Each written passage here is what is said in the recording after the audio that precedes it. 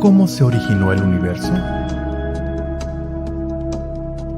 ¿Cómo surgió nuestro planeta en la inmensidad espacio-temporal del cosmos? ¿Cuál es nuestro origen como especie humana? ¿Tiene nuestra existencia algún propósito? ¿Qué nos depara el futuro?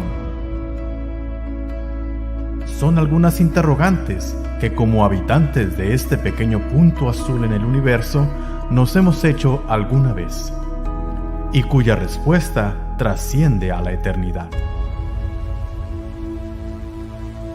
Fortalezcamos nuestra fe en estos tiempos de incertidumbre, conociendo qué dice la revelación sobre nuestros orígenes y nuestro destino.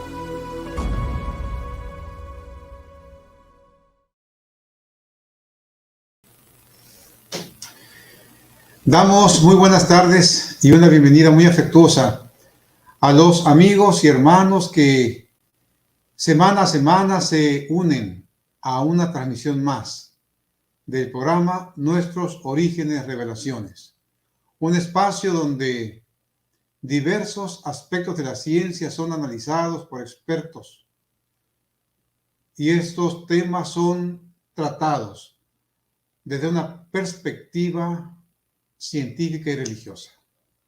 Nos complace mucho tenerles con nosotros nuevamente y los invitamos para que cada sábado sigan sintonizándonos y participando de estas conferencias altamente instructivas. Tengo un anuncio que dar muy especial, realmente dos. El primero es que a partir del próximo sábado vamos a cambiar la hora de transmisión de este programa. Ya tenemos un horario diferente en esta zona. Así que para el próximo sábado 16 de abril vamos a empezar la programación a las 4 de la tarde, hora del centro, hora de la Ciudad de México, hora de Monterrey. Así que por favor, tómenlo en cuenta para que sintonicen a tiempo, para que se conecten a tiempo a las 4 de la tarde, próximo sábado 16 de abril. Próximo sábado es especial también, luego les voy a decir por qué, pero los invitamos para que se conecten a las 4 de la tarde, una hora después de lo que lo hemos hecho habitualmente. Y nos complace mucho tenerles con nosotros. Quiero hacer referencia en otro anuncio. Asumo que muchos de los que nos siguen son personas que de alguna forma se han relacionado con el profesor Miguel Castillo Osuna, un gran educador, un gran mentor y una gran persona. Como sin duda saben, el profesor Castillo falleció y pues mediante a través de este programa, a través de esta transmisión, queremos expresar nuestro más sentido pésame a la familia Castillo Osuna y Castillo Castro, deseando que la esperanza de la resurrección que tenemos nos motive a seguir adelante. Siempre vamos a recordar al profesor Castillo como una persona que abrió las puertas a muchos de nosotros. Quizá nuestra vida hubiera tomado un rumbo diferente si el profesor Castillo no hubiera tenido la visión y la amabilidad de abrir sus puertas allá en el Colegio Juárez en Tezupaco. Cuando muchos de nosotros llegábamos ahí apenas con lo que traíamos puesto, pero él nunca cerró las puertas a nadie. Nunca. Y como dije, fue un gran mentor, un gran profesor, un gran educador, por el cual siempre sentiremos un gran afecto. Y esperamos que su recuerdo nos inspire a seguir adelante. Así que muchas gracias, profesor Castillo, por su visión, por su dedicación y por su gran calidad humana, que siempre tuvo las puertas abiertas para quienes queríamos hacer algo en la vida. Gracias, profesor Castillo, por su visión, por su amabilidad, por su gran calidad humana. Nos vemos en la resurrección. Hoy, como dije hace un momento, celebramos la conferencia número 49 de esta serie, Nuestros Orígenes Revelaciones. Y damos gracias a Dios por ello, porque Él nos ha mantenido. Hemos encontrado personas con la voluntad de compartir. Hemos tenido el apoyo de la institución de la Universidad de Montemorelos para continuar con estas transmisiones, y con el favor de Dios así seguiremos. Hoy es la conferencia 49, como hace rato mencioné, y tenemos como orador a un gran investigador también, a un gran maestro, el maestro Adolfo Montalvo, al quien tengo el gusto de conocer desde hace mucho tiempo, ya bueno, no mucho, pero sí algo de tiempo, ¿sí? Él ya ha sido conferencista aquí con nosotros, y es un gran placer tener al maestro Adolfo Montalvo con nosotros. Voy a pedir al maestro Tennyson que él haga la presentación respectiva. Ok, muchas gracias a doctor Luciano. Y haciendo referencia a sus palabras sobre la pérdida que tuvimos aquí en la universidad del profesor Miguel Castillo, nos hace reflexionar y sobre la vida, sobre todo lo que estamos haciendo, y nos motiva a seguir adelante cumpliendo la misión de nuestras vidas. Dios nos da muchos privilegios y este programa, este espacio y ese tiempo que dedicamos aquí es un privilegio de Dios que nos da a todos nosotros, y nosotros estamos buscando cumplir la misión de nuestras vidas a través de este programa, a través de los medios de comunicación y a través de nuestras vidas. Que la familia esté recibiendo el consuelo por la pérdida del maestro profesor Miguel Castillo. Bueno, como mencionó el doctor Luciano, tenemos el gusto, el placer de tener con nosotros aquí el maestro Adolfo Montalvo. Déjame leer aquí algunas características, ¿no? El currículum aquí del maestro Montalvo. Bueno, el maestro Montalvo estudió su licenciatura en Ciencias de la Educación con especialidad en Ciencias Químico-Biológicas en la Universidad de Montemorelos. Cursó también la maestría en Ciencias Químico-Biológicas en el Instituto Politécnico Nacional, donde obtuvo el grado de maestro al defender la tesis Comparación de la velocidad de crecimiento y composición macromolecular entre cepas mutantes y silvestre de la bacteria Microbacterium smegmatis.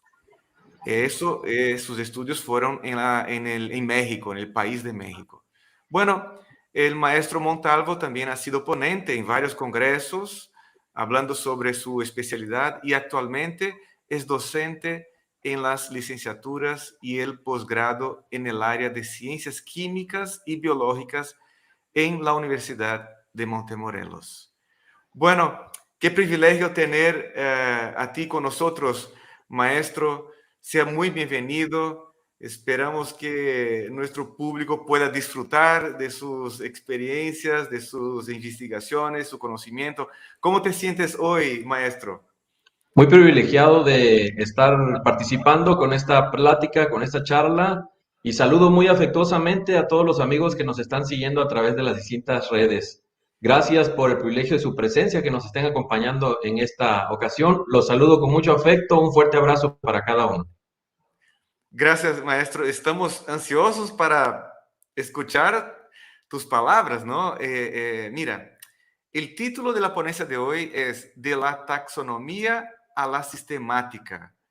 Puede ser que muchos de ustedes nunca han escuchado el término taxonomía, por ejemplo.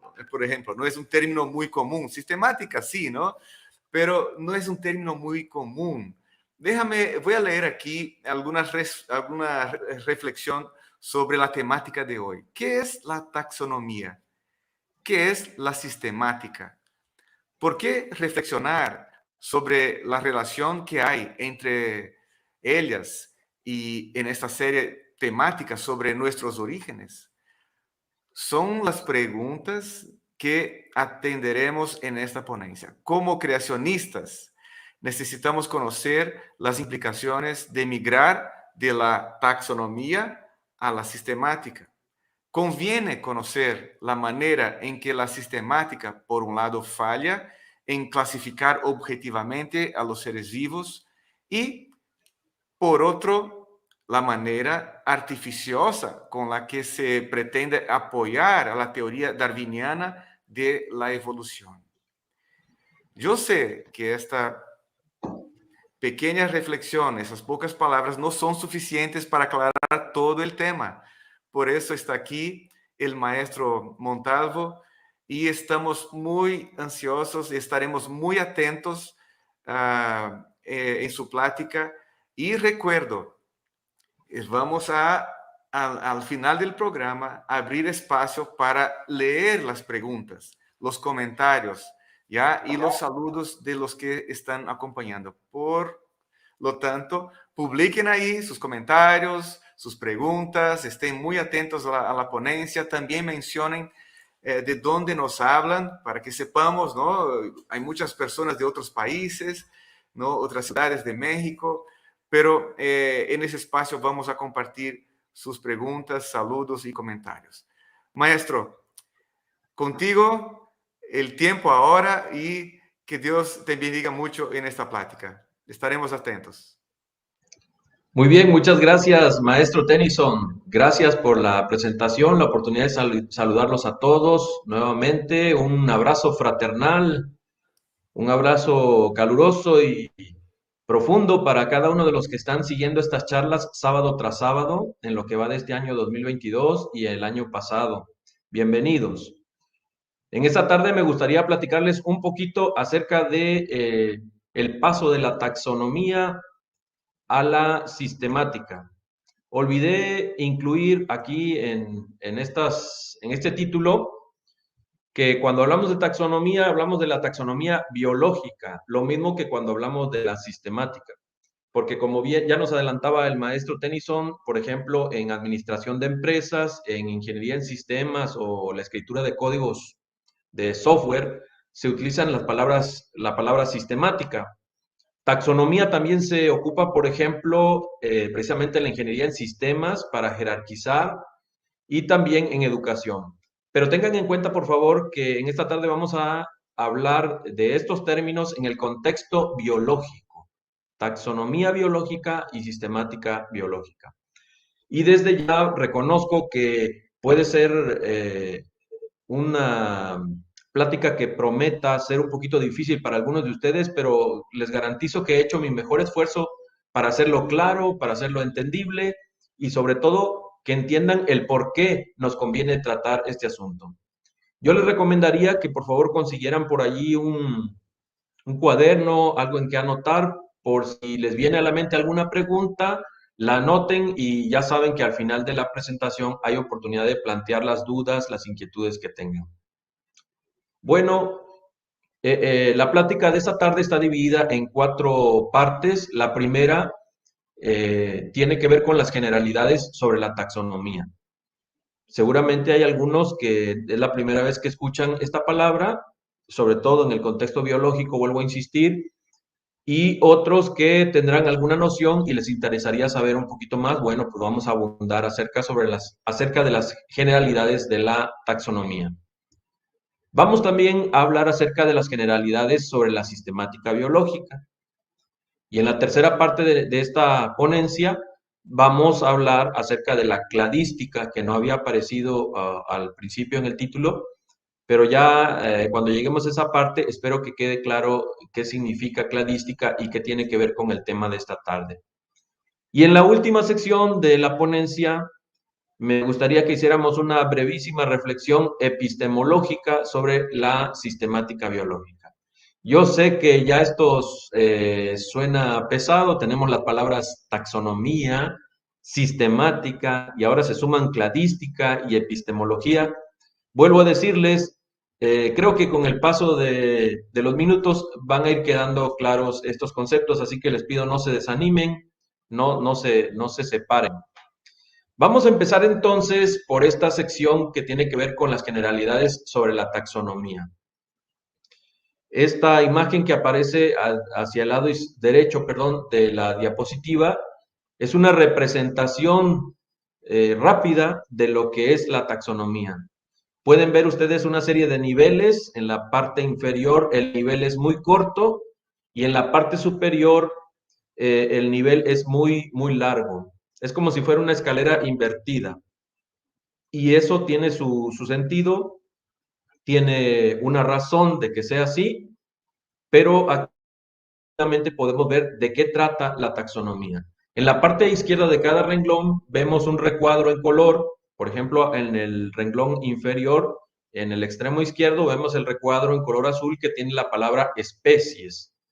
Y está la palabra familiaris debajo de especies. Y lo mismo va a ocurrir con cada uno de los renglones hacia arriba. Por ejemplo, en la parte superior, en el extremo izquierdo, aparece un recuadro en azul claro que dice dominio en español. En inglés ahí dice domain. Y debajo de ello aparece la palabra eucaria. Bueno, es solo para tener un panorama rápido de la taxonomía, pero vamos a ir un poquito más adentro. En primer lugar, la taxonomía se entiende como el estudio de la clasificación de los seres vivos, incluyendo las reglas, las teorías, principios y procedimientos que se utilizan para clasificar a los seres vivos. Creo que no está de más recordar que clasificación pues es organizar en clases o en grupos, en este caso a los seres vivos. Entonces, de eso se ocupa la taxonomía. ¿Ok? Esta disciplina de la biología, esta disciplina científica, tiene 4 trabajos, 4 tareas, 4 actividades principales para realizar. En primer lugar, tiene la tarea de describir. ¿Describir qué? A los seres vivos, enlistar sus propiedades, que pueden ir desde el tamaño, si son seres macroscópicos, que podemos ver a simple vista, su color, la organización de sus partes, si tienen una parte como cabeza o cefálica, si tienen cola, si tienen apéndices sobre los que se apoyan, como las patas, en el caso de las aves, 2 patas y las alas en la parte superior del cuerpo.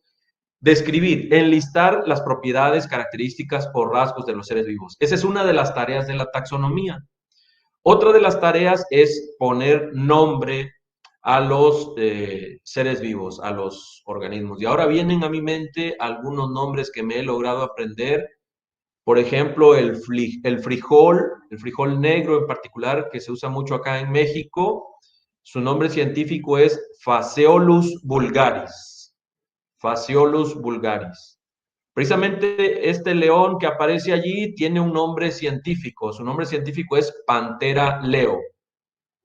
El maíz, que se usa mucho en México, su nombre latinizado es Sea maíz, con Z la primera letra, Sea maíz. Y así a los seres vivos les damos un nombre mismo que no se puede traducir de país a país. Así se hable chino, se hable alemán, se hable inglés, se hable español. El nombre latinizado se conserva. Y precisamente por eso se utiliza esa lengua muerta, el latín, para ponerle nombre a los seres vivos. Entonces, esta es otra de las tareas de la taxonomía. Otra tarea más que tiene la taxonomía es incluir, incorporar a los seres vivos a su grupo respectivo. Esto es lo que llamamos clasificar. poner en su clase correspondiente. Podemos darnos una mejor idea si hacemos alusión a nuestros años de escuela, cuando íbamos al 6º año de primaria acá en México. No sé si en otros países, y los que nos están escuchando de otros países, se maneja una primaria de 6 grados, de 6 años escolares, y entonces uno iba al 6º año, al grupo A, al grupo B, al grupo C.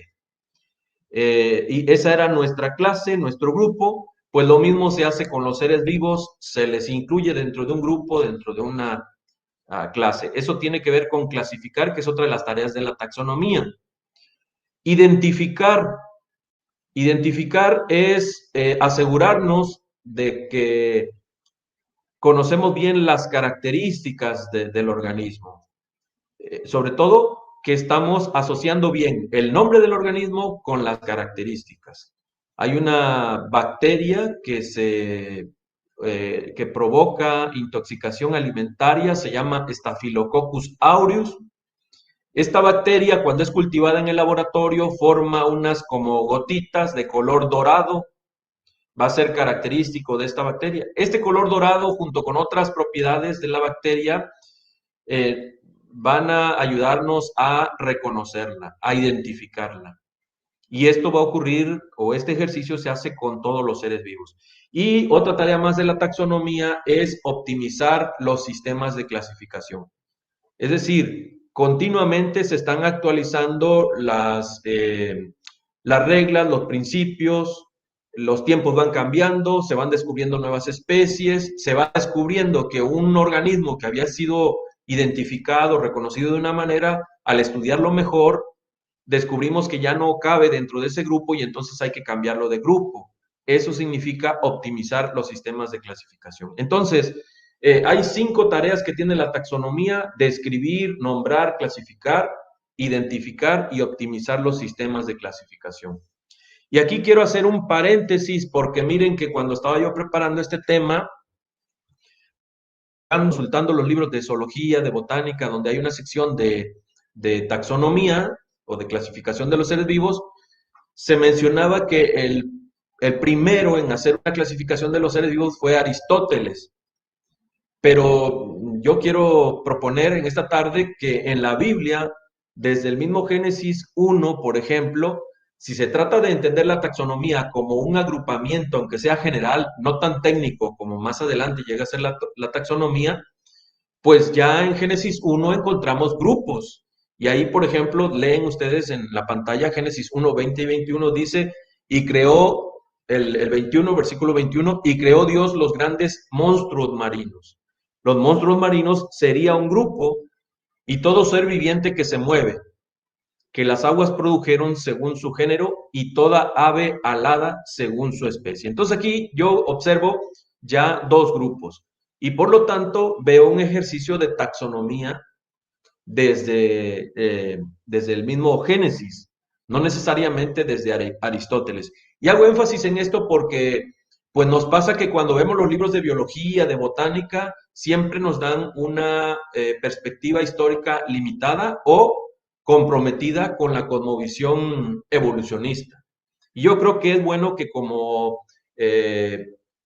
personas interesadas en estos temas, sepamos que en la Biblia también hay ejercicios relacionados con estas disciplinas.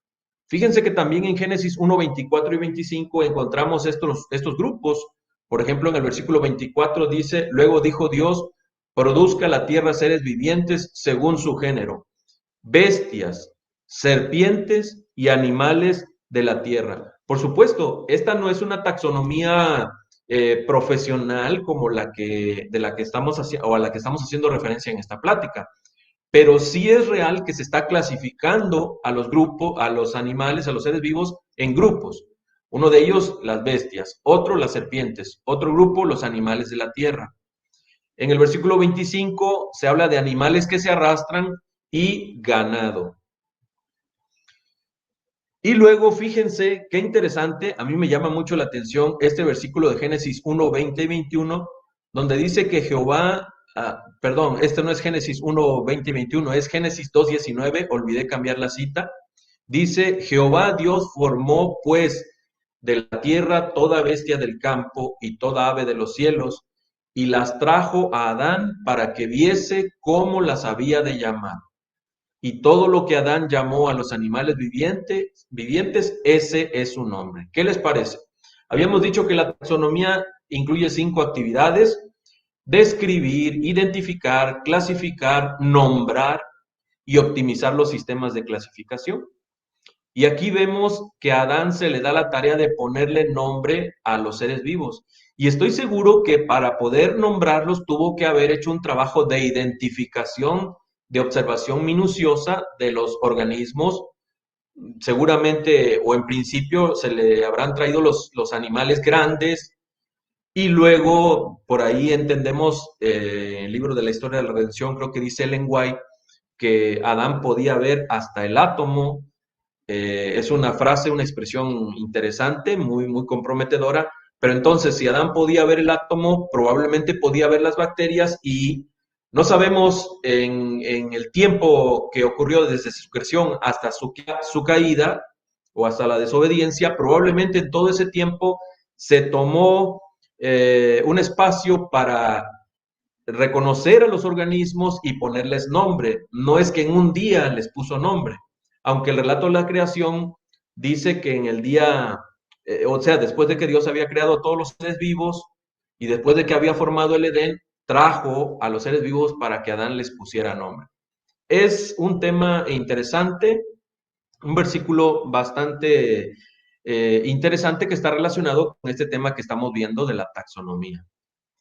Fíjense que los que hacen taxonomía elaboran principios, reglas, códigos y procedimientos para realizar las tareas que ya mencionamos. Es decir, la taxonomía no es algo improvisado, no es algo que a mí se me ocurre.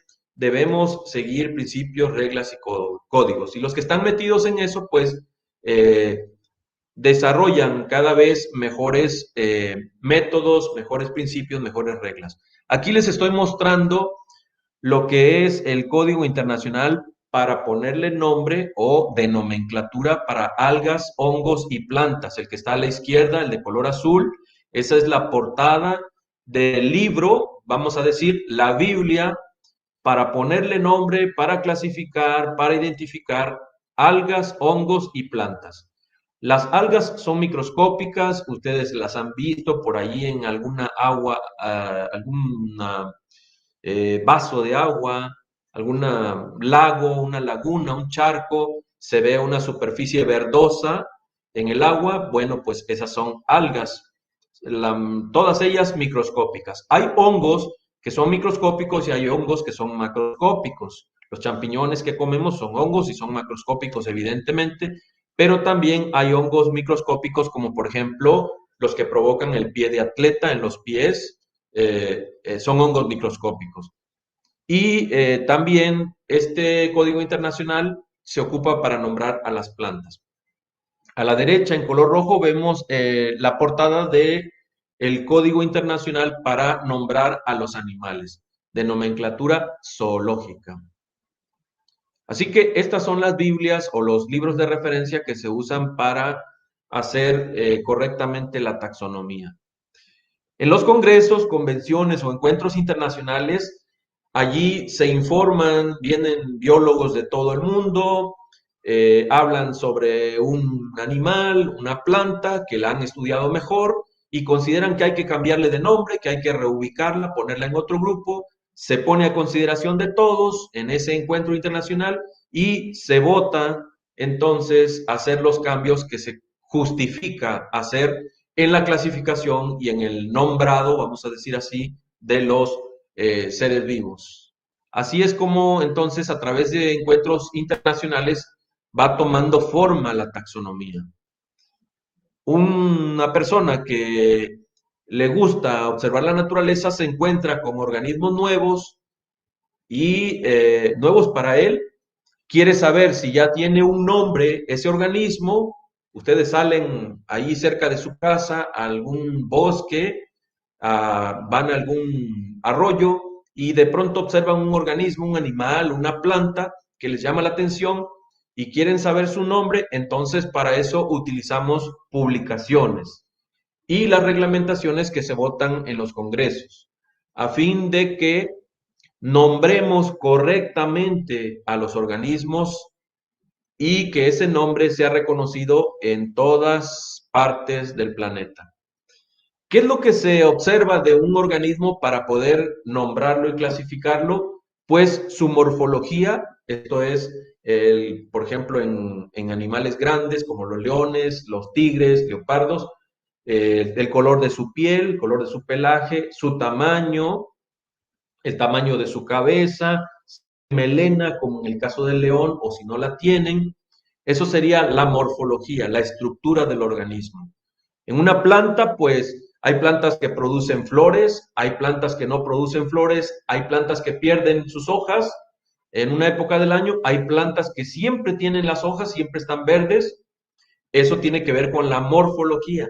La fisiología son las funciones, por ejemplo, las plantas hacen la fotosíntesis, los animales grandes hacen la digestión, hay organismos microscópicos que se usan, por ejemplo, para preparar el pan, que le llamamos levaduras. Estos producen la fermentación, producen etanol en forma gaseosa y eso es lo que hace que la masa para preparar el pan aumente de tamaño. Esa es una función que presenta la levadura, es fisiología. La forma en que se reproducen, si son ovíparos, vivíparos, palabras que ustedes utilizaron allá en primaria, en secundaria, la forma en que se reproducen los seres vivos, el número de cromosomas que tienen. Si se acuerdan, nosotros los seres humanos tenemos 46 cromosomas. Dicen los evolucionistas que somos parientes con los primates como gorilas, chimpancés, pero el número de cromosomas es diferente en el gorila, en el chimpancé, entre ellos y con nosotros. Entonces se toma el número de cromosomas como un criterio también para clasificar a los seres vivos en la práctica de la taxonómica o de la taxonomía, perdón.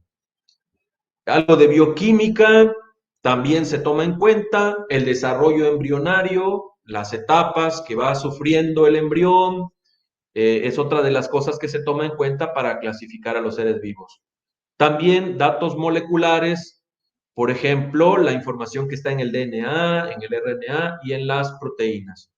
Aquí les estoy mostrando lo que sería una forma de hacer taxonomía. Tendríamos que observar con detalle a los organismos. A la izquierda tenemos una fotografía obtenida con un estereoscopio, que es como un microscopio que aumenta los detalles solamente unas 10, 50 veces. A la izquierda estamos alcanzando a ver los poros respiratorios de este escarabajo. Si notan esta cadena de agujeritos, estoy tratando de señalarlos con el cursor. Por estos poros respira este escarabajo. A simple vista no los podríamos ver o apenas los apreciaríamos, pero el detalle lo podemos tener con un estereoscopio. Podemos ver también sus ojos, ahora los estoy señalando aquí con el cursor, la parte de la cabeza, que esta coraza que estoy delimitando con el cursor, estas antenas. Bueno, estos detalles son los que hay que observar cuando hacemos taxonomía para poder clasificar, identificar, nombrar, etcétera, para hacer taxonomía de los seres vivos. Esto con el estereoscopio. A la derecha utilizamos otro aparato, un microscopio. Y aquí estamos viendo seres que no alcanzamos a ver a simple vista, son seres acuáticos. Por su color verde, debido a la clorofila, rápidamente nos damos cuenta de que son algas. Las algas fotosintetizan, pero no son plantas, tengan en cuenta eso. Entonces, pues, observando y registrando las características de los seres vivos es como podemos clasificarlo. Miren que también cuando vamos a la naturaleza debemos ayudarnos de algo que se llaman claves dicotómicas. Claves porque son los pasos que hay que seguir para identificar correctamente a un organismo. Ahora les estoy mostrando aquí en la pantalla una parte de un cuaderno, es un cuadernillo, un libro, que trae las claves para identificar, en este caso, órdenes de la clase insecta. Esto se utiliza mucho en los clubes, en club de guías mayores, la clase de insectos o la especialidad de insectos. Es algo que es un requisito que se saca y entonces es bueno utilizar este tipo de claves. Miren que una clave tiene pares de características que son excluyentes. Podemos notar aquí, lo estoy señalando ahora con el cursor, la primera característica tiene dos versiones, dijimos, que son excluyentes. La primera versión, señalada como 1A, dice que si el insecto, tenemos que averiguar si el insecto tiene alas visibles. Si es así, miramos a la derecha que nos indica un número 2, entonces nos pasamos a la siguiente dupla de características excluyentes que aparecen como 2A y 2B. ¿De acuerdo? Si volvemos al punto 1 y resulta que el insecto no tiene alas, entonces debemos seguir la opción 1B. Las alas en el insecto están ausentes, nos movemos a la derecha y nos marca el número 11. Deberíamos entonces saltarnos el 2, el 3 y nos vamos hasta el 11, que no aparece en esta diapositiva, y allí volvemos a encontrar otro par de características y así estas claves nos ayudan a encontrar parte de la clasificación de los insectos. Un nivel taxonómico que se llama orden. ¿De acuerdo? Los que aprobaron la clase de insecta en el Club de Guías Mayores se acordarán de algunos órdenes de insectos: Ortóptera, Quiróptera, Himenóptera, Díptera. Son algunos órdenes entre los insectos. Pues utilizamos una clave dicotómica así como esta para hacer una identificación correcta de los insectos. Así que no podemos ponerle nosotros un nombre de manera arbitraria según nuestra imaginación a los seres vivos que encontramos por allí en nuestra exploración en la naturaleza. Debemos seguir las reglas de la taxonomía para que nuestra nomenclatura no sea imprecisa o incorrecta. ¿Quién fue el que le dio forma a esta disciplina biológica? Carlos Linneo, en 1759, 100 años antes de Charles Darwin.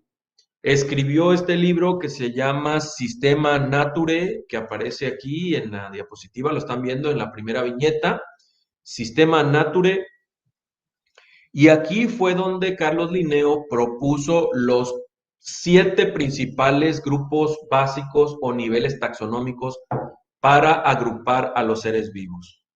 Carlos Linneo fue creacionista y se le acusó de el fijismo. Es una palabra que probablemente han escuchado por ahí en estos debates evolucionismo-creacionismo.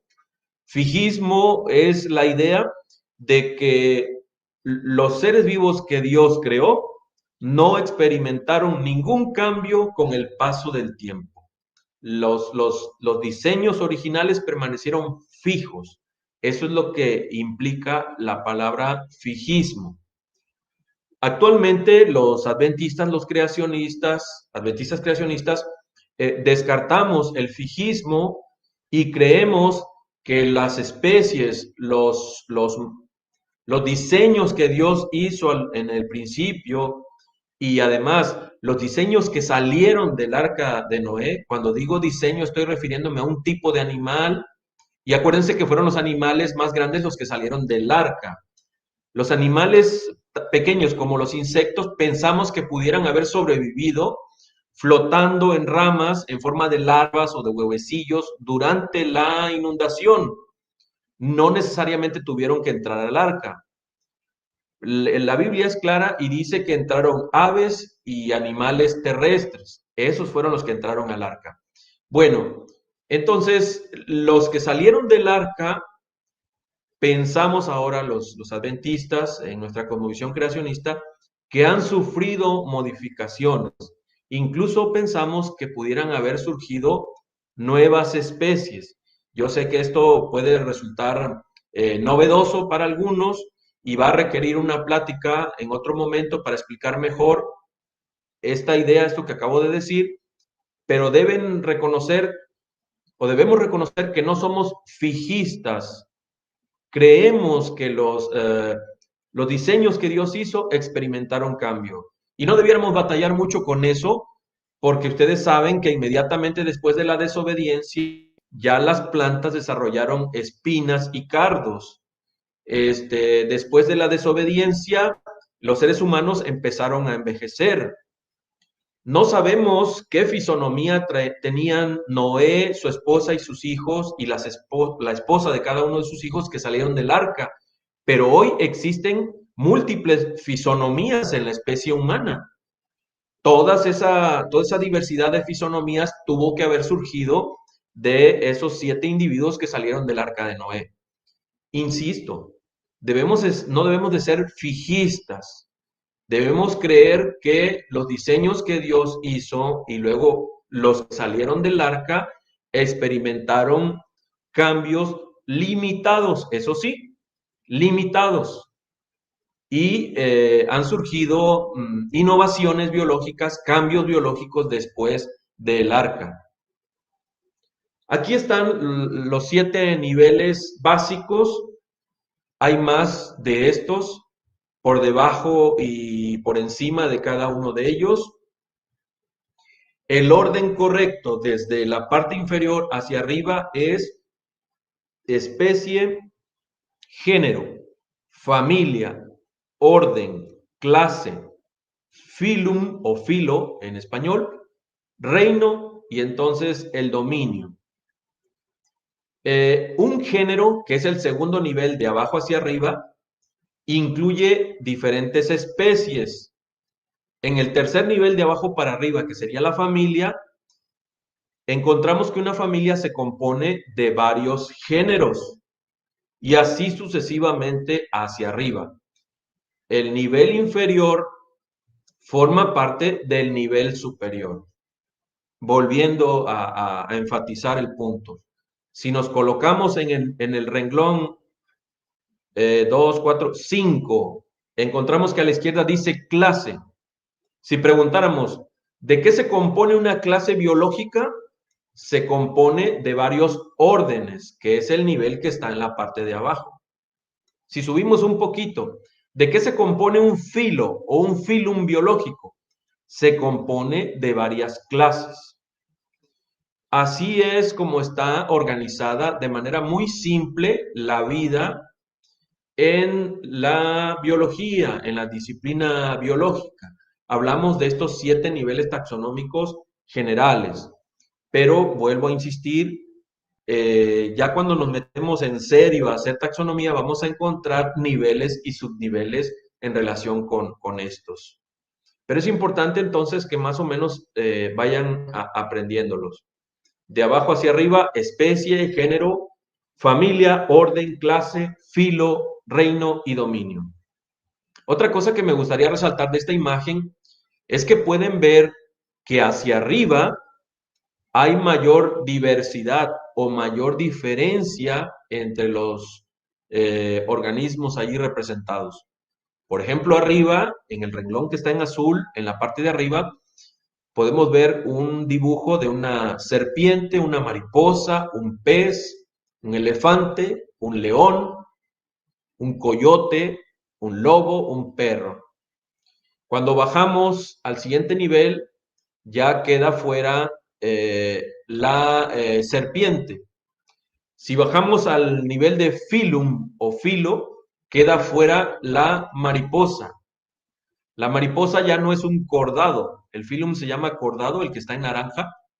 La mariposa ya no es un cordado y por eso no es incluido en ese nivel. Descendemos al nivel de clase y ya no aparece el pez, porque el pez no es un mamífero. Sí comparte con el elefante, el león y el perro, que es un cordado, pero ya no es un mamífero como podemos ver allí en el renglón, en el nivel de clase que dice mamífero. ¿De acuerdo? Y entonces cuando bajamos otro nivel más, desaparece el elefante, porque el elefante, aunque es un mamífero como el león, el perro, el lobo, no es un carnívoro. Y si descendemos una vez más, sacamos al león de la familia cánidos, porque el león no es un cánido. Y ya solo nos quedan el coyote, el lobo y el perro. Como podemos ver entonces, al ir descendiendo en esta clasificación, hacia abajo disminuyen las diferencias. hacia arriba aumentan las diferencias.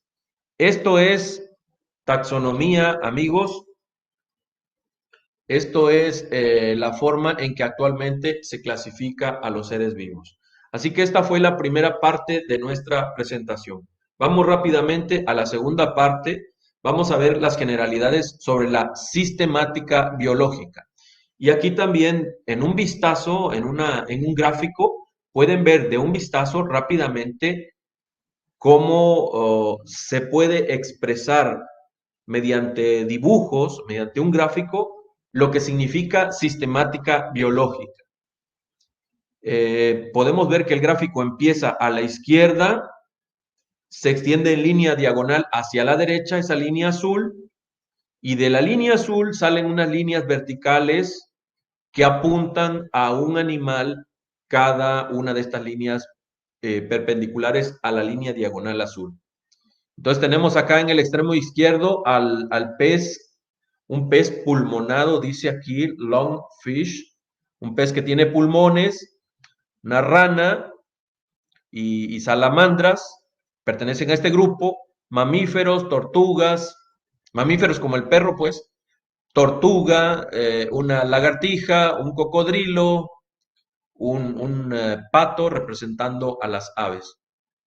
¿Qué diferencia va a tener la sistemática biológica con la taxonomía? Y es el motivo central de la plática de esta tarde. En sistemática biológica vamos a incluir la historia evolutiva de los organismos. Y es el motivo por el que yo escogí presentar esta situación a ustedes en esta tarde. La taxonomía, como la vimos en la primera parte, no toma en cuenta, no se interesa, no incluye la historia evolutiva de los organismos. Pero en sistemática biológica sí se incluye la historia evolutiva de los organismos. Y esto para nosotros los creacionistas plantea un desafío, porque pues evidentemente no estamos del todo de acuerdo con la hipótesis darwiniana de la evolución.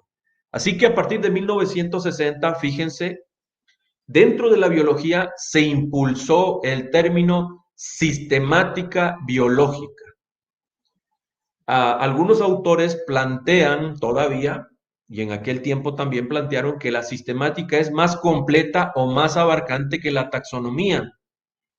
Y en cierto modo es cierto, hasta cierto punto así es, porque la sistemática incluye 2, 3 aspectos más que no se incluían en la taxonomía para clasificar a los seres vivos, como por ejemplo la ecología.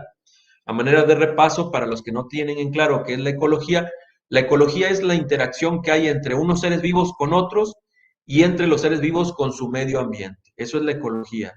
Esto es, por ejemplo, el tipo de vegetación que va a haber en un lugar y qué animales viven en ese territorio con esa vegetación particular, la altura sobre el nivel del mar, la presión atmosférica, la frecuencia de las lluvias, la cadena trófica, si hay carnívoros que comen herbívoros, obviamente, cuáles son, cuál es la interacción que hay entre ellos.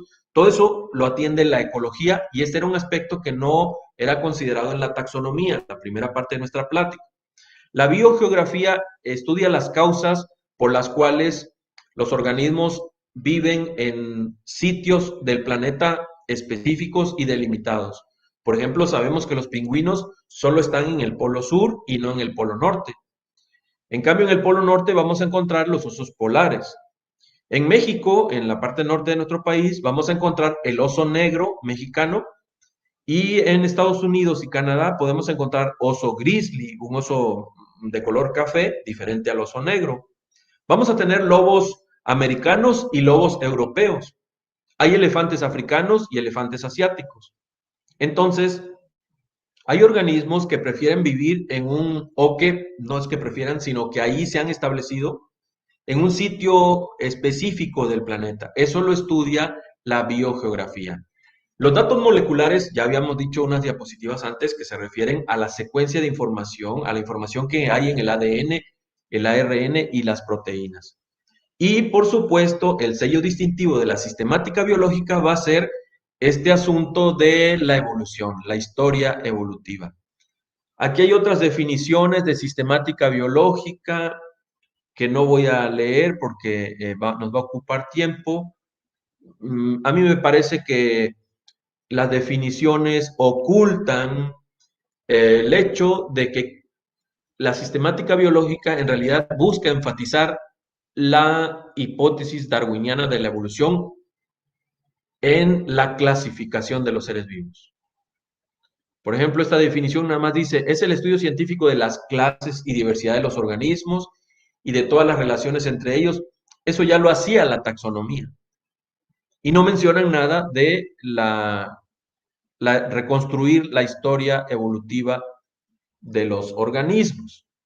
En cambio, esta definición tomada del libro Plant Systematics de Michael Simpson del año 2019, sí se menciona, y ahí está en azul, lo están viendo ustedes, que la sistemática biológica tiene como meta primaria la reconstrucción de la filogenia o historia evolutiva de la vida. Aquí están aprendiendo un nuevo término, los que no lo habían escuchado. Filogenia significa todo el trayecto evolutivo que experimentó un ser vivo de acuerdo al paradigma darwiniano de la evolución. Ese es el significado de la palabra filogenia. Y entonces la sistemática biológica, es decir, el esfuerzo de clasificar a los seres vivos, esta campaña moderna, ese cambio de taxonomía a sistemática biológica, tiene como sello distintivo el uso de la filogenia o filogenética. Este señor Willy Hennig fue el creador de la sistemática biológica y diseñó esta metodología que se llama cladística, la sistemática cladística. Voy a ir un poquito más rápido para que no se me vaya el tiempo. Dentro de la cladística, dentro de lo que diseñó este señor Willy Hennig, se inventaron estos nombres: apomorfia o apomorfía, plesiomorfía, autapomorfía y otros más.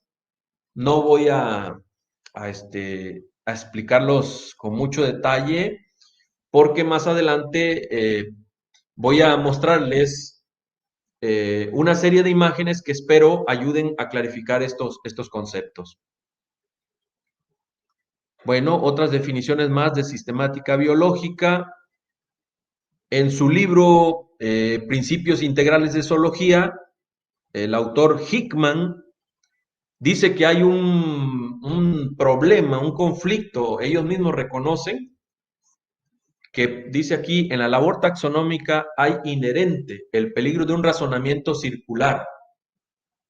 Resulta que las hipótesis respecto a las relaciones de parentesco taxonómico son usadas como pruebas de parentesco filogenético. Recuerden que filogenético tiene que ver con filogenia. Filogenia es la historia evolutiva de los seres vivos. No lo olviden. Entonces, una cosa es el parentesco taxonómico, es decir, que se parezcan en su forma, en sus funciones, en el hábitat donde viven, en diversos parámetros, aspectos de los seres vivos. Y otra cosa es asociarlos como parientes evolutivos. Este es el nieto o el tataranieto de este otro organismo. Son dos cosas diferentes y entonces Hickman en este libro reconoce que puede haber conflictos entre el parentesco taxonómico, es decir, lo que vemos en los organismos, su morfología, su fisiología, el lugar donde habitan, y el hacerlos parientes evolutivos, el tratar de reconstruir su historia evolutiva. En síntesis, para terminar esta parte de sistemática biológica, a partir de 1960 se da un cambio en los libros de biología de la taxonomía a la sistemática biológica, donde la diferencia sobresaliente es la que yo he remarcado aquí en rojo. La sistemática incluye la historia evolutiva de los seres vivos, cosa que no se toma en cuenta en la taxonomía. Y con el pretexto de que la sistemática es más abarcante, más adecuada, más completa, entonces se ha quedado relegada o subordinada la taxonomía de Linneo a la nueva sistemática biológica. Creo que esta es la idea central de esta plática que les he traído. Espero que esté quedando suficientemente claro. Ahora, la cladística es el método, la herramienta que utiliza la sistemática biológica para reconstruir el trayecto evolutivo de los seres vivos. Y miren, aquí les voy a mostrar una serie de imágenes de artículos que usamos comúnmente y que nos ayudan a visualizar los cambios que pueden tener estos objetos, y espero que esto nos sirva para ayudar a entender cómo los darwinistas, los evolucionistas, toman las diferencias entre los seres vivos como evidencia de su parentesco evolutivo. Ya he repetido varias veces las expresiones parentesco evolutivo, historia evolutiva. Esto es la idea de Darwin. Hay un organismo moderno que tiene antepasados por evolución y va a guardar cierta similitud con ese antepasado. Miren, les muestro. Aquí podemos ver las primeras plumas, las primeras artefactos para escribir. Y si quieren, antes que las plumas, pues el grafito forma parte de los lápices y el yeso forma parte de los gises. Equivaldrían a los primeros organismos, los ancestros, que así le llama Darwin, y con el paso del tiempo, estos organismos van sufriendo transformaciones. Aquí ya vemos unos bolígrafos, lapiceros con tinta, que ya tienen un mecanismo para extender y retraer la punta. En el interior hay un depósito con tinta, ya hay un diseño especial de la tinta, ya no nos valemos del grafito y del yeso. Ha habido una evolución, un cambio.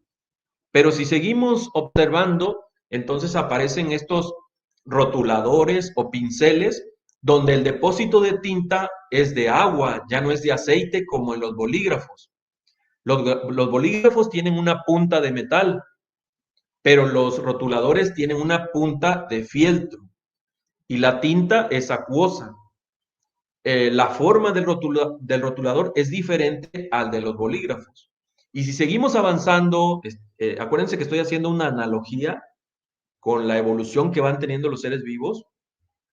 Si seguimos avanzando, entonces aparecen aquí los pinceles que también se pueden usar para rotular, para pintar, para escribir, pero ya estos no tienen tinta, solo tienen una punta con pelos, con mechas, la parte de la brocha, y tienen un cuerpo, un soporte de madera y metal para poder manipularlos, ¿verdad? No sé si estarán de acuerdo conmigo, si los convenzo con esta secuencia que pretende representar la evolución de estos dispositivos para escribir y pintar, para colorear. Hubo un tiempo también donde la escritura se hacía marcando tablillas, y estos instrumentos que están viendo en la pantalla se ocupan para labrar la madera. Podríamos decir que también podrían formar parte de esta evolución, hasta llegar a nuestros tiempos donde ya vemos una impresora de inyección, una impresora en 3 dimensiones, o una impresora 3D, o una máquina con un rayo láser para hacer cortes parecidos a letras. Espero estarlos convenciendo o ilustrándoles cómo va cambiando el uso de estos dispositivos a través del tiempo, y es algo parecido a lo que ocurre en la evolución de los seres vivos según Charles Darwin.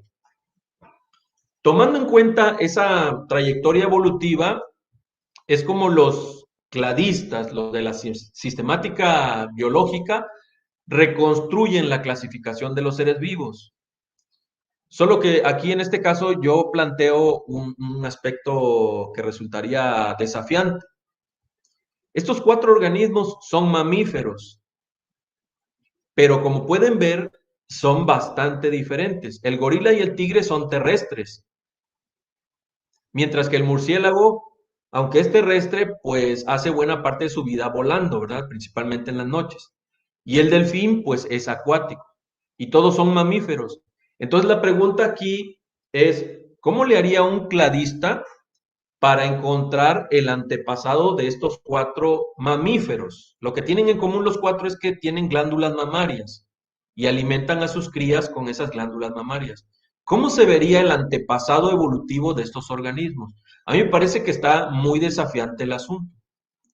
La cladística, que es la metodología que utilizan los sistemáticos biológicos, tendría ese desafío. ¿Cómo será el antepasado del murciélago que combine las características del murciélago, del delfín, del tigre y del gorila, que pues a simple vista se ven bastante diferentes, ¿sí o no?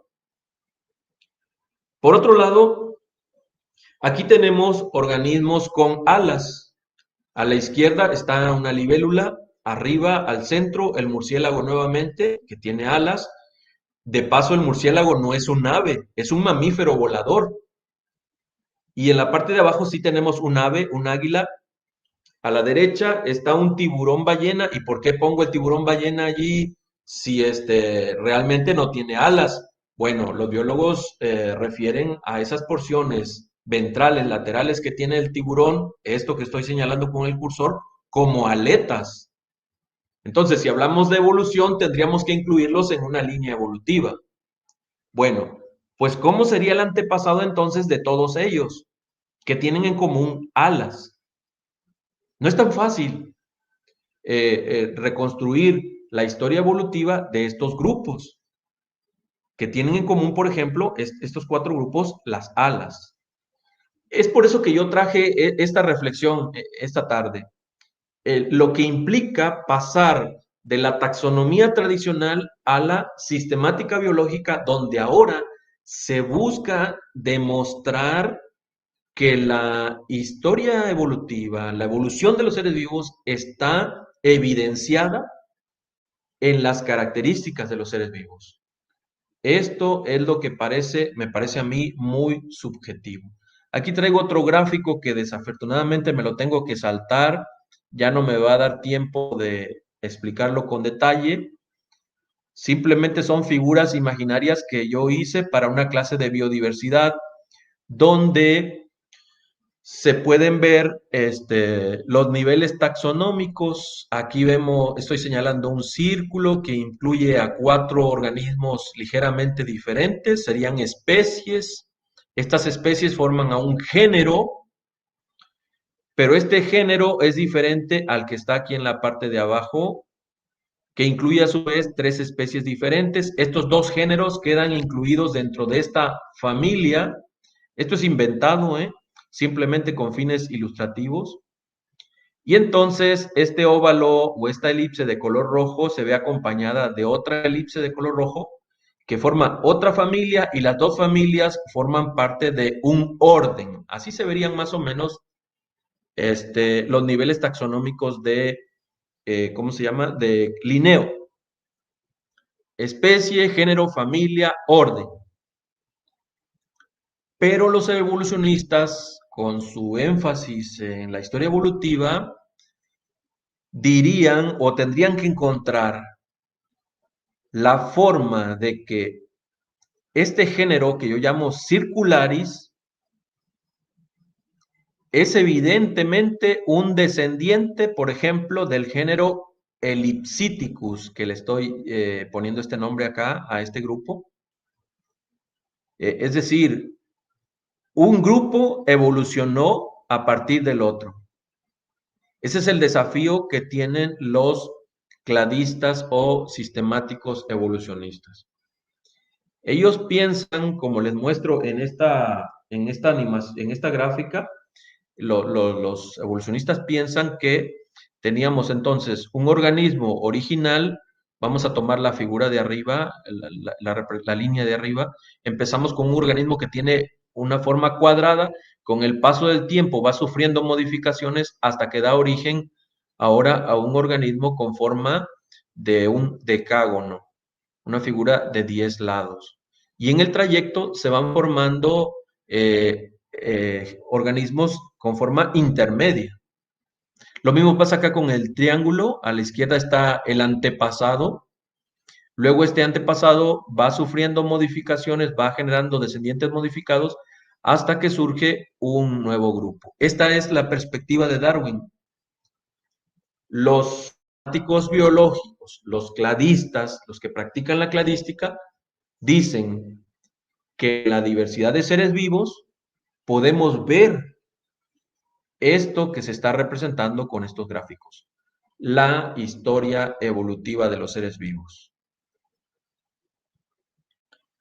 Ya en terrenos biológicos, aquí tenemos un caso. Esto que se muestra a la izquierda sería lo que los evolucionistas llaman quiridio. Todo esto sería el quiridio. Y encontramos tres segmentos: el estilopodio, el zeugopodio y el autopodio. Estos tres segmentos, según los darwinistas, los vamos a encontrar en diferentes organismos. Aquí en este recuadro azul aparece a la izquierda el ciervo, y en colores azul, amarillo, verde y rojo se nos muestran estos segmentos que están representados a la izquierda: el estilopodio, el zeugopodio, el autopodio. Si observan cada fotografía, la del león marino, el esqueleto del león marino, su extremidad anterior, el esqueleto del murciélago, su extremidad anterior, el delfín, el caimán, el macaco, el pelícano, pues la verdad, si usamos imaginación, pues sí, realmente ahí están el estilopodio, el zeugopodio y el autopodio. Entonces, dicen los evolucionistas, con esta similitud podemos comprobar, esto es evidencia de que hubo un recorrido evolutivo con pequeñas modificaciones en cada generación. Esto es lo que quiero resaltar en esta plática, lo que implica pasar de la taxonomía linneana a la sistemática biológica. Y así se ve finalmente un cladograma, ya lo habíamos visto al inicio de esta sección. Dijimos que esta línea en diagonal representa el trayecto evolutivo de los organismos, y de ese trayecto evolutivo van surgiendo modificaciones que se van especializando a lo largo de la evolución. Y entonces, en síntesis, en los libros de biología de los chicos de secundaria, de preparatoria, se impulsa esta idea de la sistemática biológica. Estos son cladogramas. Y ya para concluir, y eso, pues, ¿cómo nos afecta? ¿Por qué estamos viendo este asunto? Propongo hacer una pequeña reflexión epistemológica. Epistemología, recuerden que es la parte de la filosofía que se ocupa de estudiar cómo comprendemos la realidad. ¿Cómo podemos estar seguros de que lo que conocemos, estamos correctos en lo que conocemos? En síntesis, eso es la epistemología. Y una forma en que actualmente conocemos es a través de las revistas científicas, o en el caso de los que están en la escuela, a través de los libros de texto. Hay muchas cosas que no podemos comprobar por cuenta propia y nos valemos de los libros, de las revistas, de los libros de texto, vuelvo a repetir. Y esos libros de texto se escriben con base en experimentos, en mediciones, y esos experimentos o mediciones se hacen con base en paradigmas, en formas de interpretar. Entonces, en este gráfico yo les estoy planteando lo que implica este cambio de la taxonomía a la sistemática biológica. En primer lugar, aparece un paradigma novedoso. Un paradigma es una forma de pensar, una forma de ver las cosas, ¿no? Entonces, apareció la sistemática biológica en 1960, que dijo: las variedades morfológicas, las distintas formas que hay en los seres vivos, son evidencia concluyente del proceso evolutivo. Ese fue el paradigma que se estableció. Oigan, diseñemos una metodología para demostrar eso una y otra vez. Entonces surgió la cladística. La cladística es la que genera los cladogramas, y ya vieron ustedes hace 2 diapositivas atrás cómo se ve un cladograma. Estos estudios cladísticos se publican en revistas donde hay árbitros parciales, árbitros que aceptan el paradigma no lo cuestionan, aunque hay oportunidad para cuestionarlo, y entonces se generan muchas publicaciones y así se fortalece el estatus científico de un paradigma novedoso, en este caso la sistemática biológica. Y es una frase que se usa mucho en los congresos de biología, en los libros de texto, en los encuentros sobre biología. Espero haber, en esta plática, haber enfatizado, aclarado debidamente lo que implica el cambio de la taxonomía a la epistemología. ¿Qué hemos aprendido hoy? Pues que la taxonomía es la clasificación de los seres vivos, la sistemática biológica también es clasificar a los seres vivos, pero bajo el paradigma evolucionista principalmente. Actualmente se promueve a la sistemática biológica como más adecuada que la taxonomía. La cladística es el método para hacer sistemática biológica. Un cladograma, cuando vean ustedes o escuchen que dicen un cladograma, pues es la historia evolutiva de los seres vivos. Así que la sistemática biológica, desde nuestra cosmovisión creacionista, implica fuertes desafíos. La ciencia, otra cosa que aprendemos es que la ciencia evolucionista entonces se construye en muchos casos con base en consensos y no precisamente en evidencias. Pues muchas gracias. Vamos a continuar con la dirección del maestro Tennyson Shirai. Maestro Montalvo, agradecemos mucho tus palabras, tu tiempo, y veo que usted nos presentó un panorama sobre la clasificación de los seres vivos, y sin embargo concluimos que el tema es mucho, demasiado profundo y complejo, y la cosa se puede extender mucho más que eso, sí. Eso hemos concluido, aparte de algunos conocimientos nuevos que hemos recibido hoy aquí. Muchas gracias, de verdad. Y una de las preocupaciones tuyas era que el público no pudiera entender o comprender muy bien, ¿no?, sobre ese tema científico y también relacionado con la Biblia, la parte religiosa y espiritual. Pero creo que has logrado, maestro, porque mira, tenemos un buen público, hay mucha gente que nos acompaña hoy aquí, y la interacción también. Tenemos una buena interacción, ya tenemos comentarios, preguntas, y realmente estamos logrando el objetivo. Gracias a Dios. Bueno, me gustaría, antes de entrar a las preguntas, ¿no? Quisiera recordar aquí, ¿no?, que seguimos en la tercera temporada del programa Nuestros Orígenes Revelaciones, y en el próximo sábado 16 de abril, vamos a cambiar el horario, ¿cierto? A las 4 de la tarde estaremos iniciando el programa, y estará con nosotros el doctor Antonio Barrera, José Antonio Barrera. Bueno, el tema del doctor José Antonio Barrera será el diluvio bíblico, una perspectiva bíblica y científica. No pueden perder la plática del próximo sábado, recordando que ya no será a las 3 de la tarde, será a las 4 de la tarde. Nos encontraremos aquí en este espacio en UMTV para estar acompañando la plática con el doctor José Barrera. ¿Ok? Bueno, ¿qué más? Aquí tenemos de anuncios. Básicamente eso. Bueno, llegó el momento de compartir la interacción de nuestros televidentes. Ya manden sus preguntas, y quisiera comentar.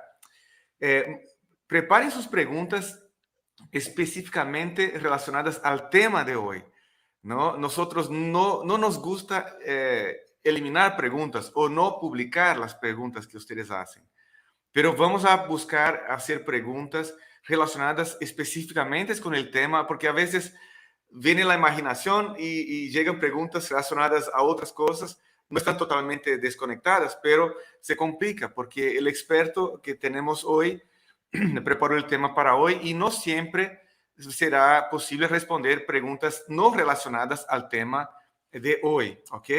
Entonces, normalmente publicamos todas las preguntas, damos la libertad también de nuestros invitados. Hoy, el maestro Montalvo, si hay alguna pregunta que no te sientes preparado o no te sientes tranquilo o para responder, no hay problema ninguno.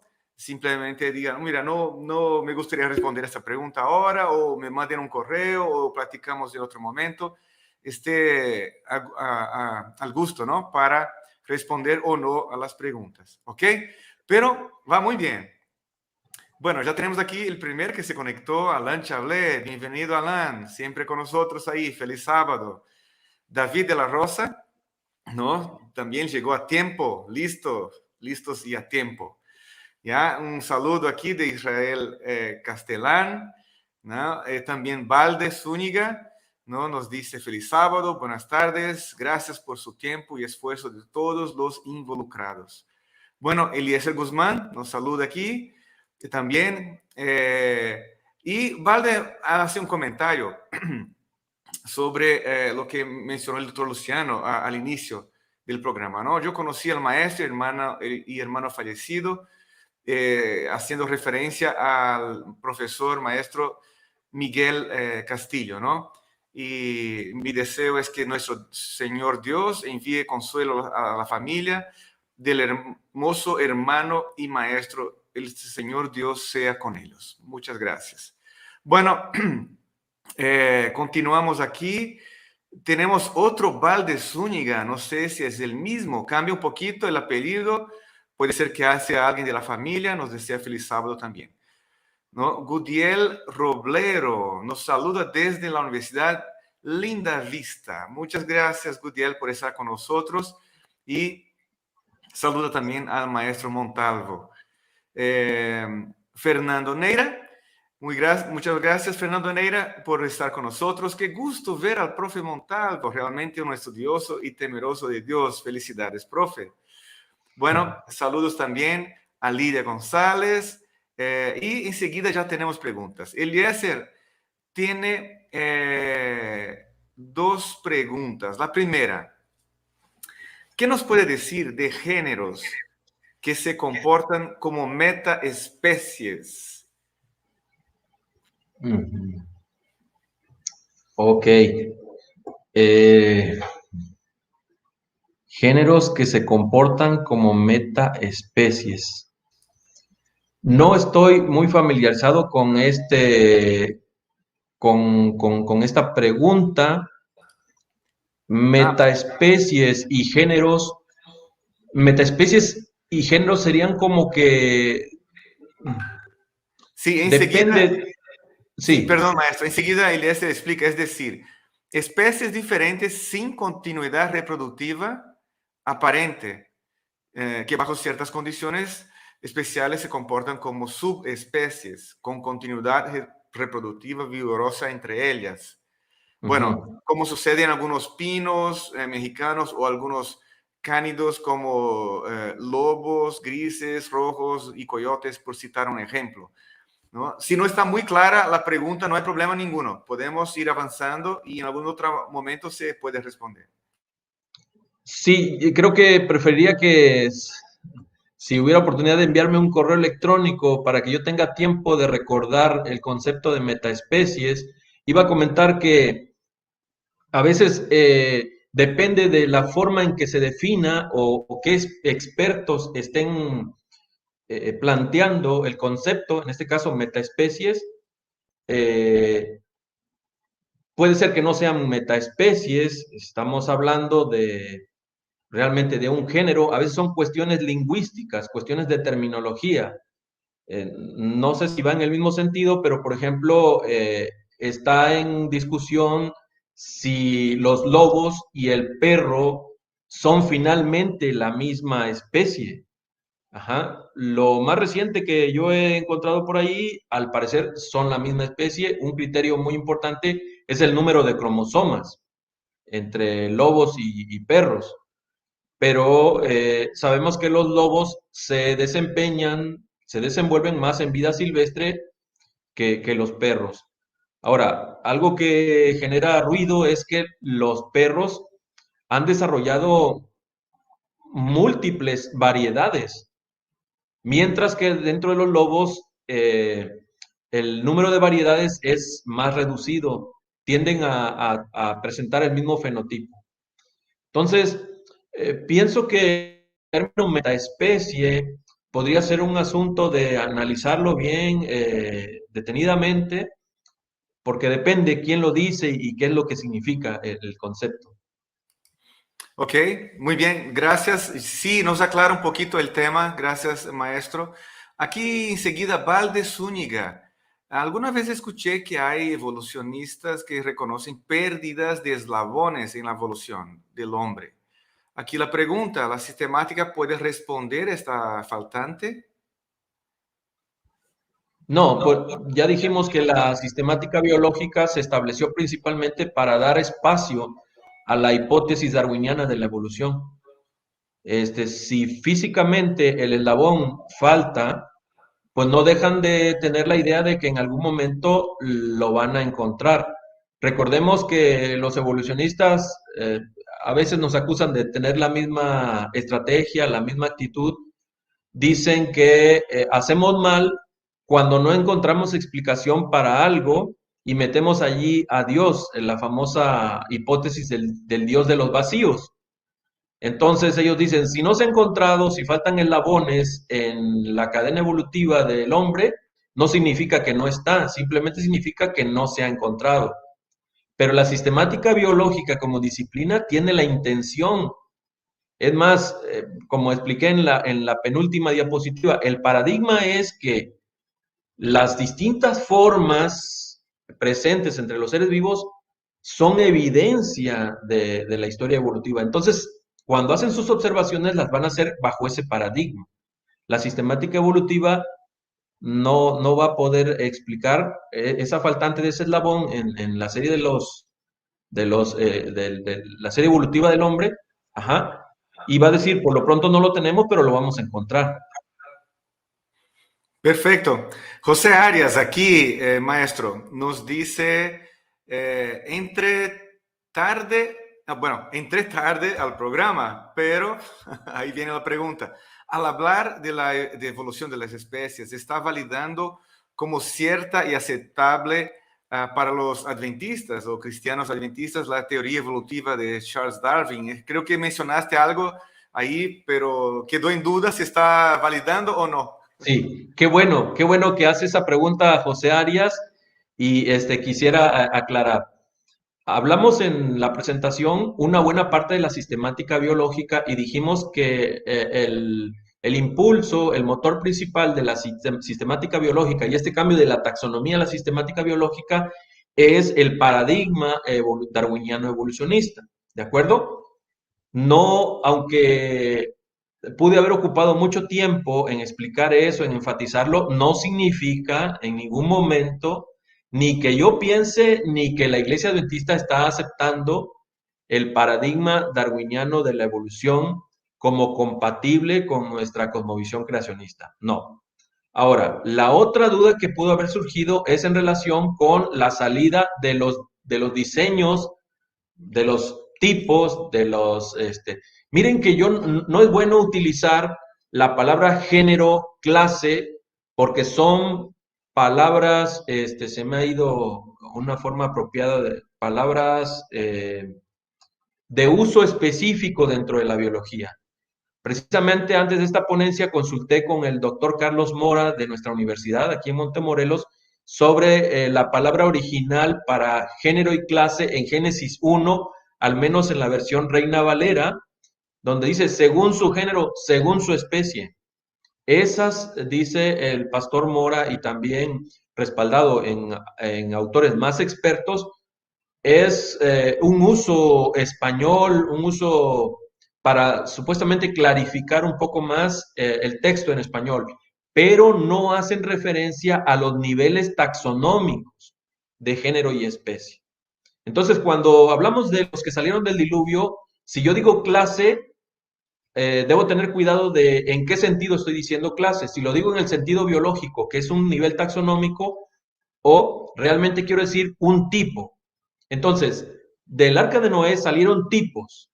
No sabemos exactamente cuáles, pero José Arias, hay un acuerdo con base en análisis, en evidencias entre los expertos adventistas actualmente de que de esos tipos originales pudieron haber surgido nuevos tipos. Ajá. Y esto es lo que a algunos nos pone nerviosos, porque estamos hablando de cosas que Dios no creó. Pero debemos entender que Dios creó a todos los seres vivos con el potencial para generar variedad. Y vuelvo a traer el caso de los tipos humanos que habemos. Somos la misma especie, pero es muy evidente, para nosotros es bien fácil reconocer cuando alguien es más o menos de Japón o de Corea o de China, cuando alguien podría ser de Finlandia, de Noruega, y cuando alguien podría ser de Latinoamérica. Hay diferencias morfológicas evidentes. Entonces, ¿a cuál de estos tipos se parecían Noé, su esposa y sus hijos? Pues es imposible saberlo. Es un hecho que todos los tipos que hoy existimos salimos de los que salieron del arca. Algo paralelo, similar, ocurre en el resto de los seres vivos. Por ejemplo, personalmente no lo he cotejado con los expertos más arriba de aquí de la Universidad de Montemorelos en el área de evolucionismo creacionismo, pero personalmente creo que pudo haber salido, por ejemplo, el lobo del arca de Noé y de allí, con el paso del tiempo, surgieron el chacal, el coyote, el zorro, el perro y sus variedades.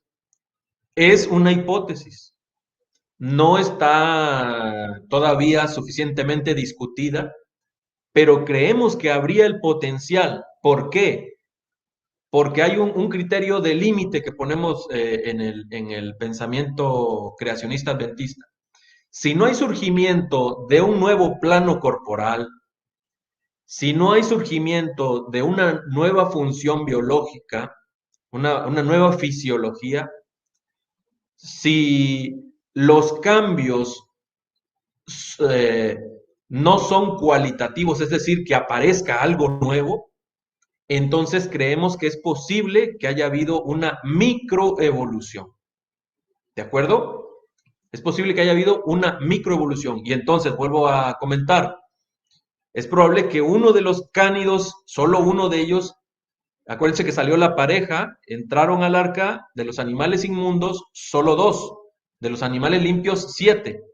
Bueno, pongamos, entró un par de cánidos, salió ese par y entonces con el paso del tiempo han surgido otros cánidos.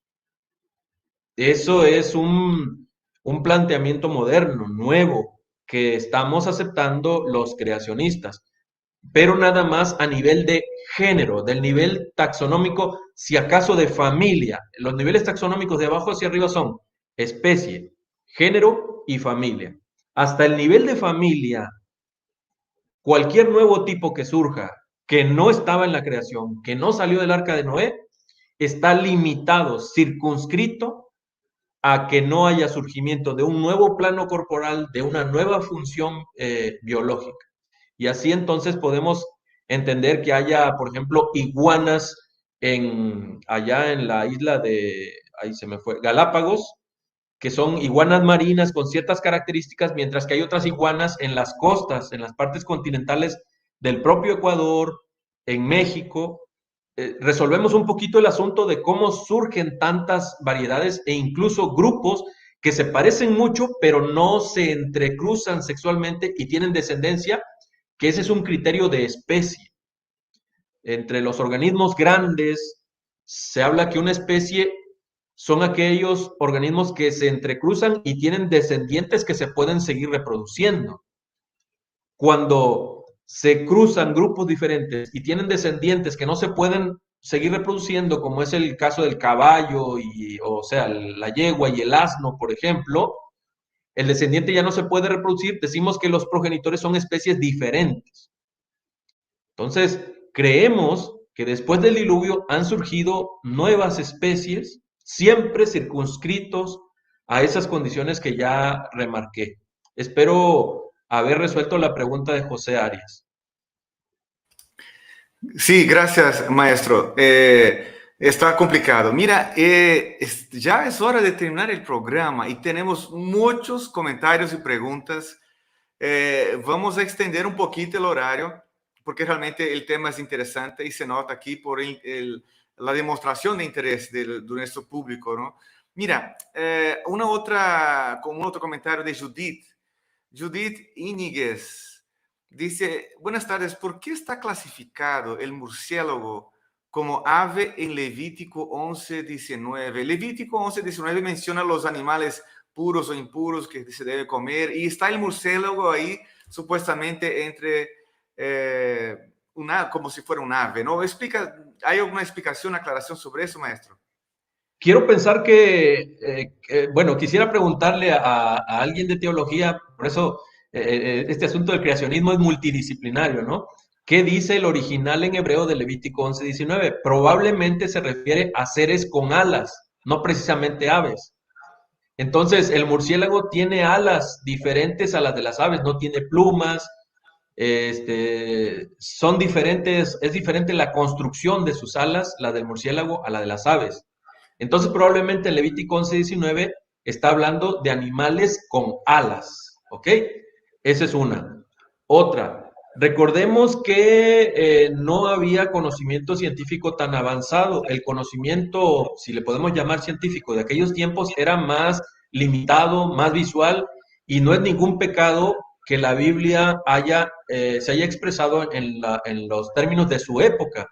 Lo mismo le va a pasar fuera de la Biblia a Aristóteles, que clasificó a los animales con sangre roja y sin sangre roja, lo cual es cierto, pero no es una clasificación productiva, útil, adecuada.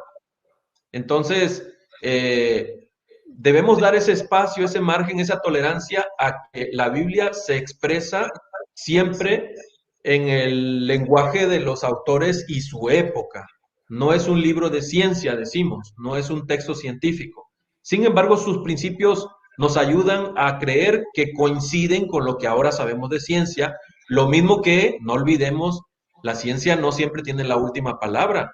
Hay ocasiones en que la Biblia contradice a la ciencia porque la ciencia está realmente equivocada. Y no hay espacio aquí para dialogarlo, pero en mis clases les explico a mis alumnos, es que no necesito ser religioso para discutir este asunto, este determinado punto de la hipótesis darwiniana de la evolución.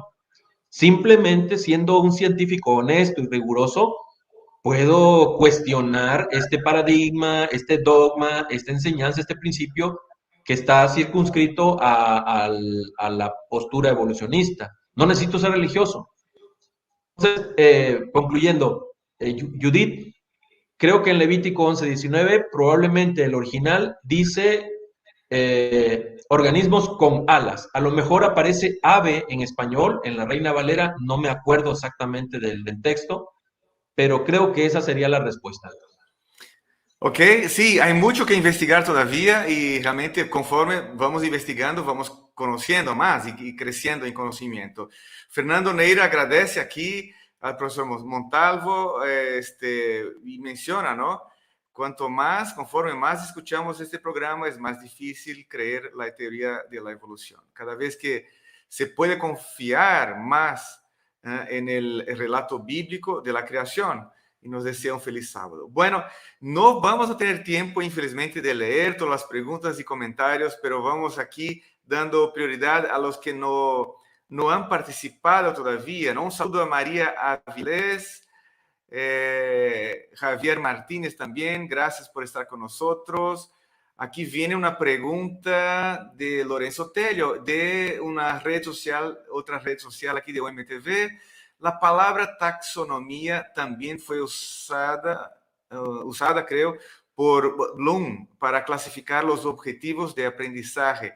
¿De dónde surgió la palabra de la didáctica o de la biología? Bueno, está creo que fuera de mi alcance, pero considerando la antigüedad de las dos disciplinas, la didáctica y la biología, creo que la didáctica es más moderna.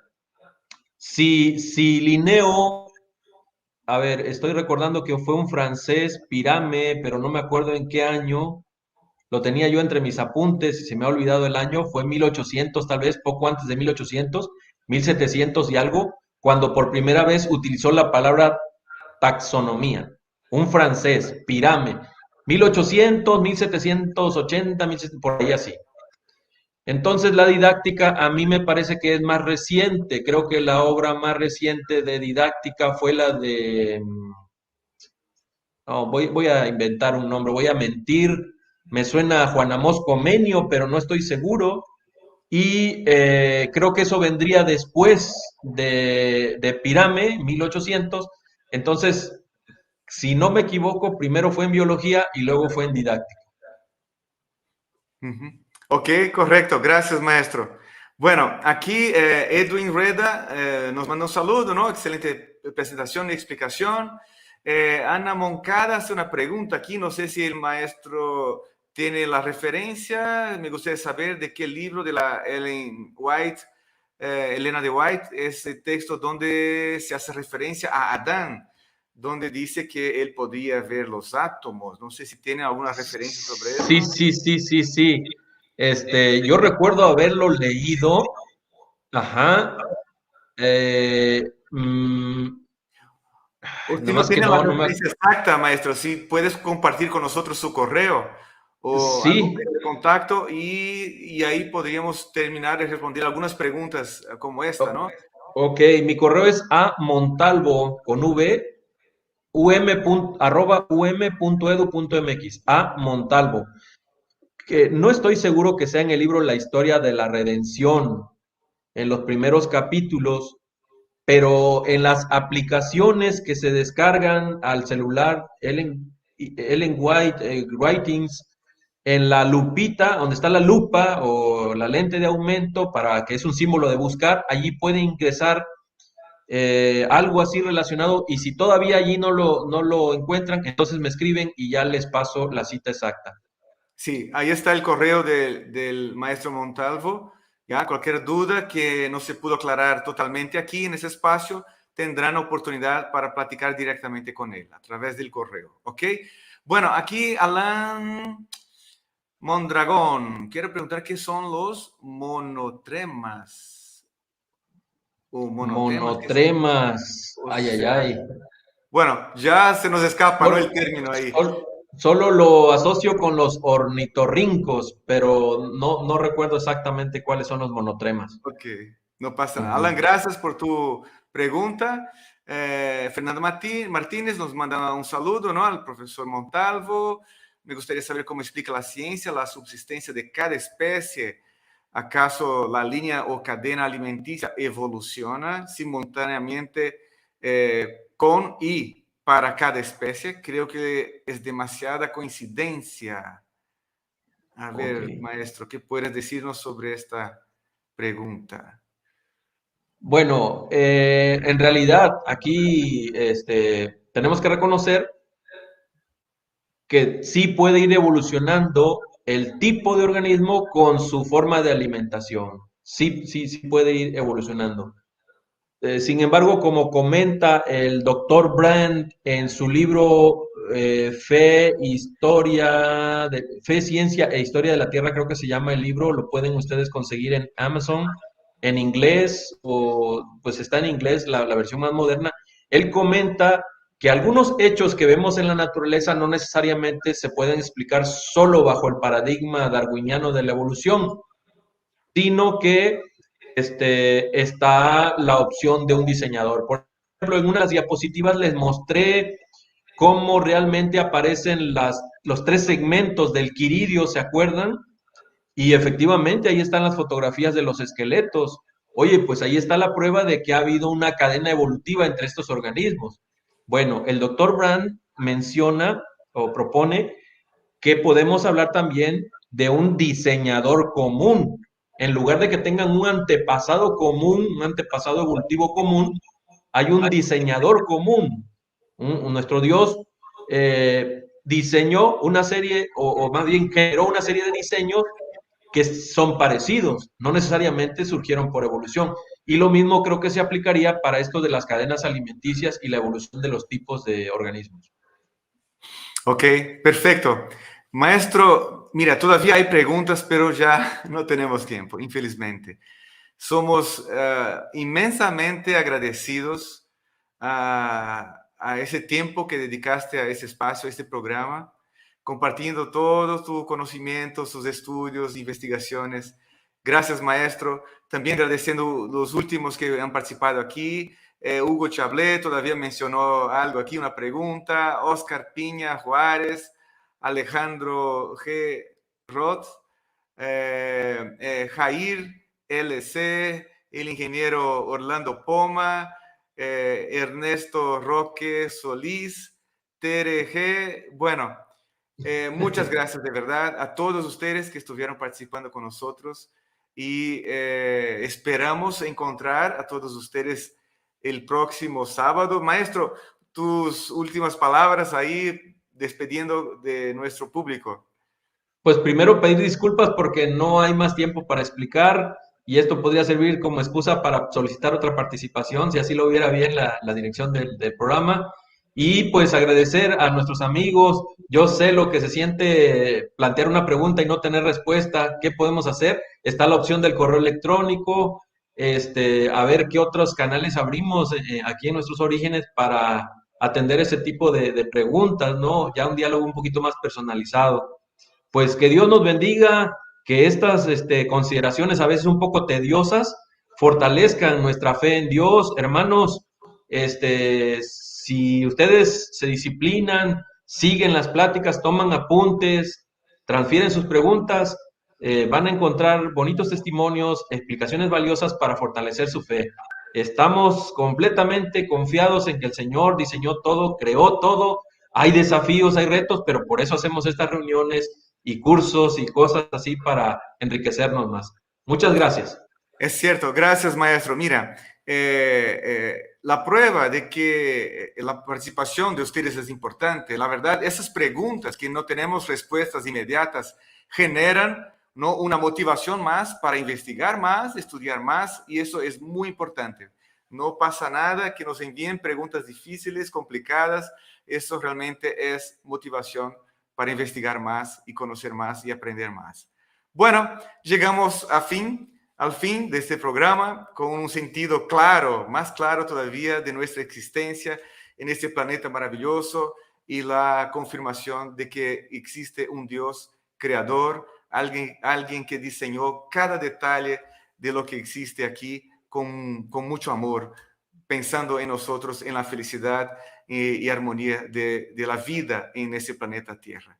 Bueno, gracias a todos que estuvieron con nosotros, al maestro Montalvo. Recuerden que el próximo sábado ya no estaremos a las 3, estaremos a las 4 de la tarde y estaremos aquí reunidos para escuchar al doctor José Antonio Barrera con el tema El diluvio bíblico, una perspectiva bíblica y científica. Una vez más, gracias a todos, que tengan un hermoso final de sábado. Bendiciones.